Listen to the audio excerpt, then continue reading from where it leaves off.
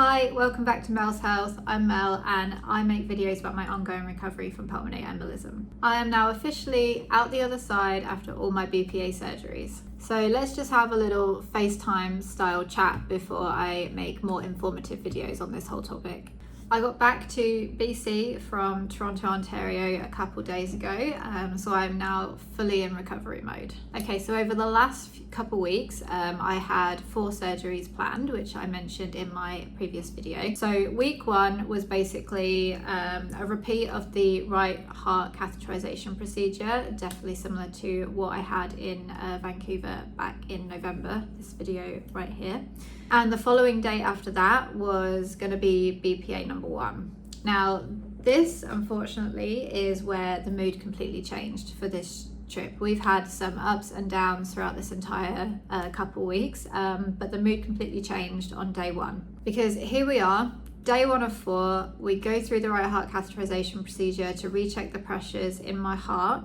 And unfortunately, they showed that I've deteriorated within the last 7 months. The results were bringing back the fact that I was in pulmonary hypertension.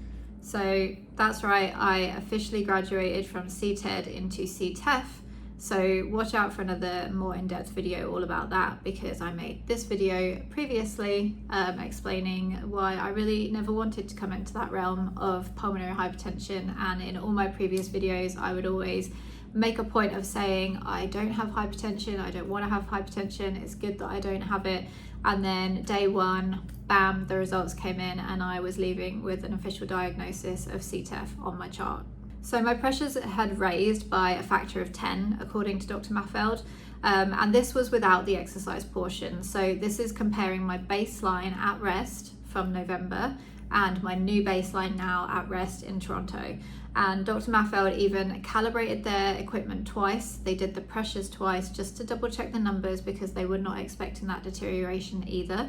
And they got the same numbers on both of those new occasions in Toronto. So now that meant that not only the goal of this trip was to obviously open up all the blockages in both of my lungs, it was also to help take that pressure and reduce it back down so that I'm not getting any further heart strain and leaving with pulmonary hypertension. I wanted to go back into the realm of CTED, into the green zone. So that leads us into day 2. After the catheterization on the first day, I was admitted to the thoracic and cardiology ward within the Peter Monk building, which I'll speak more about when I actually do my in-depth video on the Toronto procedure. But that just means that on the morning of the BPA, you wake up and you can have all your vitals checks, like your blood drawn. So you've got blood pressure, pulse ox, temperature. They do like a full CBC as well as measure my INR because I'm on warfarin. And then you just wheeled on a gurney to the surgical room, hooked up to an EKG, an oxygen, all the other stuff. And the only kind of real thing of note from the first night was me having an absolutely banging headache. I was slightly nauseous, but I still had a bit of an appetite. But my headache from, I don't know if it was the meds or just the environment, it was teetering on migraine. So I wasn't the most comfortable at this point. So as I said, this day is all about my left lung. My right lung was twice as blocked as my left. So the goal for this first session of BPA was to completely focus on my left lung and clear it all out so that the following week they could focus solely on my right lung. And that is exactly what happened. The left didn't seem like it was going to pose much of a problem to them. It was completely done in one. And then after that, I spent the night on the ward again. It was the absolute worst night of all. But the good takeaway from it was that the whole left lung was taken care of in the first session. The reason why I say that this was the absolute worst night of all was not only am I still having this horrendous headache, I'm just not doing well with fentanyl. Like, fentanyl is what they are using to do the light sedation as part of this procedure. And straight after BPA number 1, it's like I'm in instant horrible withdrawal. I was like salivating in my mouth, like I thought I was going to violently throw up. My entire body was like shaking. I was hot. My heart rate had elevated to around 120 while I was just like lying down, and the nausea that I had along with this headache lasted all night. So There was zero appetite. I was kind of forcing down grapes and drinking bubbly that my husband brought me. The headache was just there constantly as well, even with all the like extra Tylenol that they were giving me. All it was doing was kind of helping me drift off for a little bit, but then I would wake up with the same headache and sick feeling. And I was still discharged the following morning as planned because I had no other complications, but it was like the world's worst hangover. It wasn't until I was discharged on the Saturday that I went home and just had to sleep it off.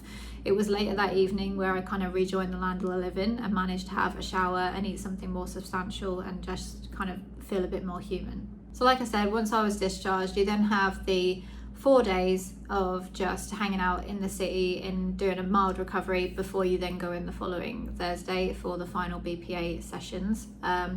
The 4 days in between were fine. I noticed I could breathe slightly better. I wasn't in any pain or anything, and it was just us needing to kind of fill the time before the next one because I was dreading it based on the fact that what I just experienced.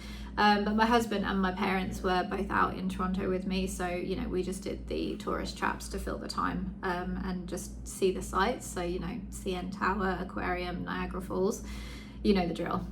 Now, as it turns out, I was dreading BPA number 2 because of those effects of the fentanyl more than I should have, because it just didn't turn out anything like the first week. I don't know if I was more tolerant by this week, whether they gave it to me differently during the procedure, or if they gave me slightly less, because I did kind of raise this issue before I went in there.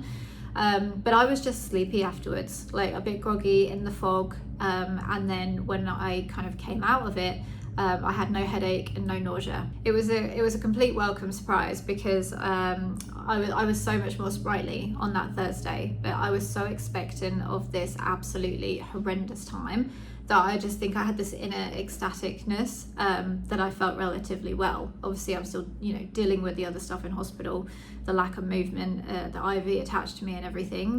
But I was just so much more upbeat because I had felt so bad the week before. Now, they did measure my pressures again before they started work on the right lung for my third session on the following Thursday.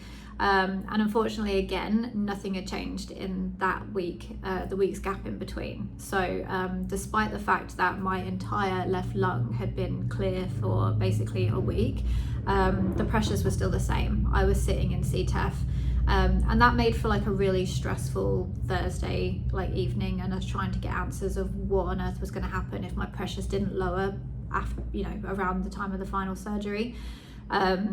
We really didn't want to leave Toronto with me being in the realm of like CTEF, and it just seemed odd to us that, you know, my entire left lung had been clear for a week and nothing had happened to those pressures. But they start working on my right lung as they had planned to do so. And one thing that I'll bring up just in this video about BPA number 2 on my right lung was that when Dr. Baffeld was really trying to get to a certain blockage, I started coughing. Which is a normal response if they're irritating an area with the catheter or the balloon, like the small vessels or an airway, or even they've like got the perfusion going and there hasn't been blood flow in that area for a very long time. It can cause like inflammation and stuff and excess fluid. So it was something that had been spoken to me about prior to the surgery, that if you need to cough, you just have to cough. But that excess fluid can cause this like wet cough, which is exactly what it felt like. It was like I had fluid like in my chest and throat that was like, it was kind of coming up, but it didn't want to come up as like throw up. Like I didn't feel sick, but it was sat in my throat and my chest, causing a wet sounding croaky cough that was difficult to clear. He was talking me through it whilst I was on the table, and also I was relaxed on fentanyl as well, so it wasn't like I was in a panic or anything, but it was a good constant, you know, like few minutes at least of like that Rules kind of cough, like a wet crackle. So it's not the most pleasant, but it did calm down. And then shortly after that anyway, we were kind of hovering around the 2-hour mark. So the doctors called it a day anyway. I then had that kind of bad taste, like the taste of like whatever the fluid was, or maybe a mixture of blood as well, kind of in my mouth. and my voice was croaky for a couple of hours after the procedure, like even when I was back up in the hospital ward.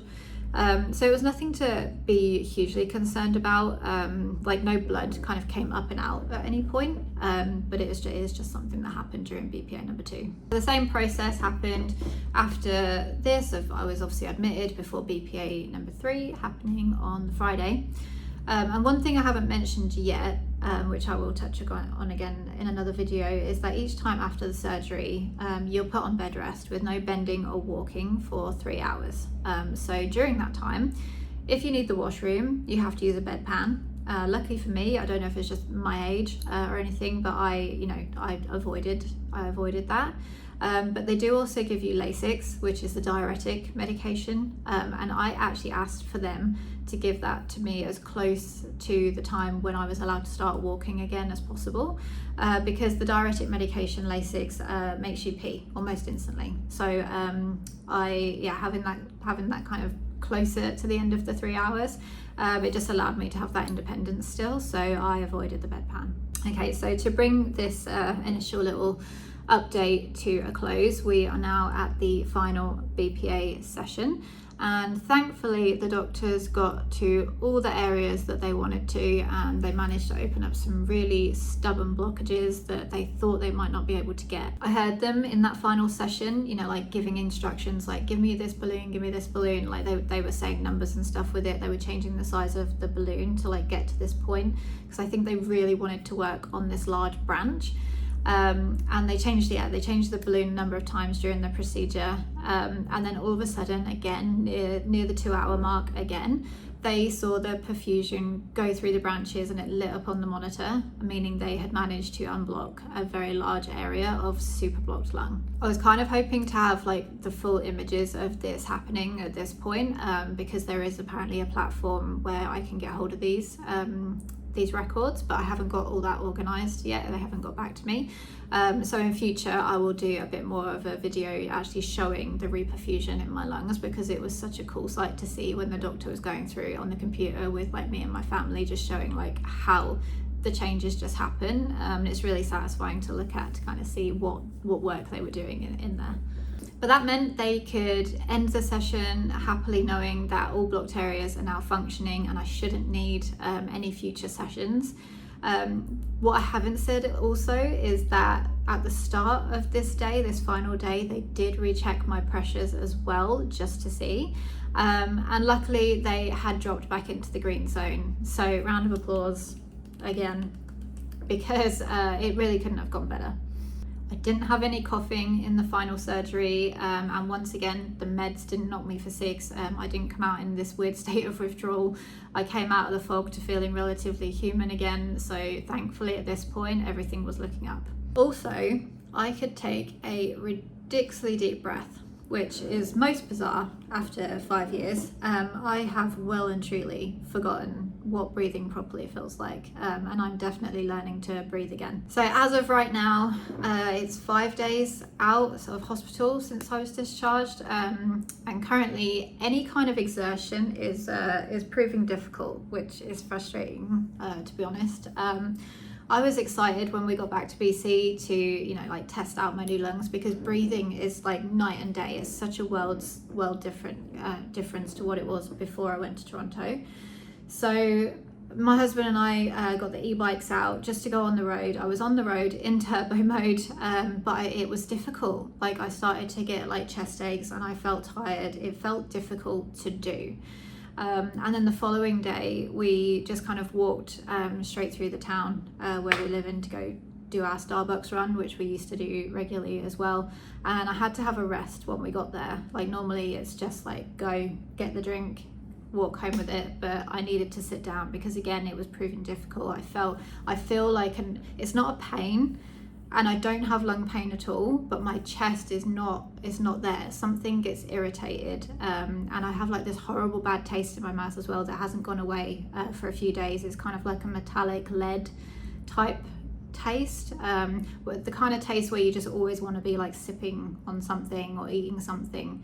to not have it like sit in your mouth. It's like the back of my mouth and my throat. And you know, the world of ChatGPT reassures me that everything that I'm feeling is normal, and I am in recovery, and I'm just impatiently in recovery at the moment. I can just like completely see the light at the end of the tunnel, and I'm getting like pieces of all this like happiness of coming through, being able to breathe, but I'm still restricted. So I'm excited to see, you know, what happens as I get up to speed, and I'm definitely excited to document it and kind of show what things are like as I slowly get out there. I've already filmed it, but I'm not gonna put it in this video. I did like a stair test in my apartment again when I was 72 hours out, and then I'm gonna do it again at regular intervals, just to see how that changed.